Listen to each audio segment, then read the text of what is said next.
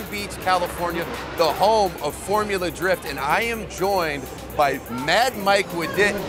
When I grew up watching racing, if you finish first, you win.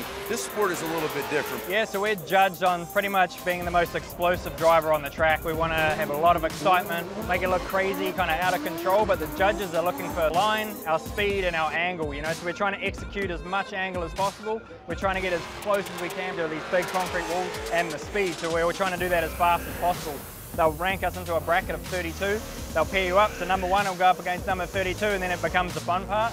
So you do a lead run and a chase run. For the chase car, you need to mirror exactly what that car is doing. Or is there one thing that's more important to the other? The three judges are the ones that score the actual event, but I've always been a bit of a crowd pleaser. I like to try to win the 20,000 in the crowd first, but yeah, I'm out to put on a show, but of course I want to win. Long Beach is a notoriously difficult course.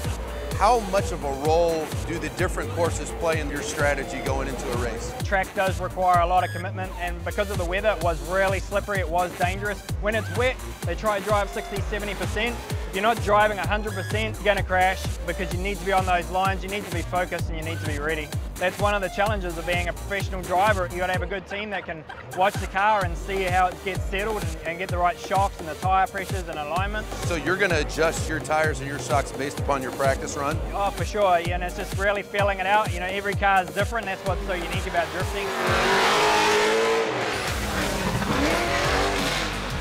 It's loud out here for Formula Drift, and I am here with last year's runner-up, Ken Gucci. You grew up working at your dad's shop no more than 30 minutes from here. In fact, the first time I got behind the steering wheel was when I was 8 years old doing a burnout in one of his customers' cars. Just everything started from the shop, so knowing how the car operates helps when I'm trying to relay a message to my mechanic or a spotter. You know, the more knowledgeable you are, the better, the helpful it is. And you know, I just genuinely enjoy it. You can do whatever you want to your car as long as it's a car that you can buy stock, but there are just a few stipulations. When it comes to the engine, it's actually wide open. I mean, you can put anything in your car as long as it fits. V8, straight six, four bangers, turbo, supercharger, nitrous. One of the things that you cannot do is actually mess with some of the suspension geometry, so we can't notch the frame. There's some other rules where we can notch certain areas of the subframe, change some of the suspension pickup points. Other than that, you can pretty much chop the car in half.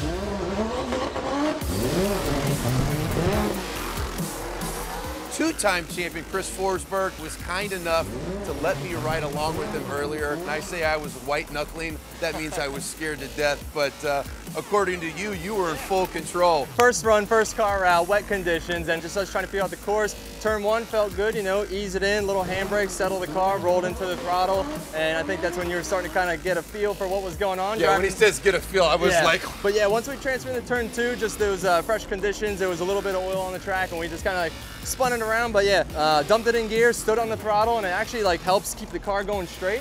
So we actually did that on purpose, and then we went straight, bumped into the wall backwards, so we didn't broadside and rip the whole suspension off. Well, Chris, thank you so much for the experience. Big thank you to Formula Drift, and that's it for us here at Playbook 360.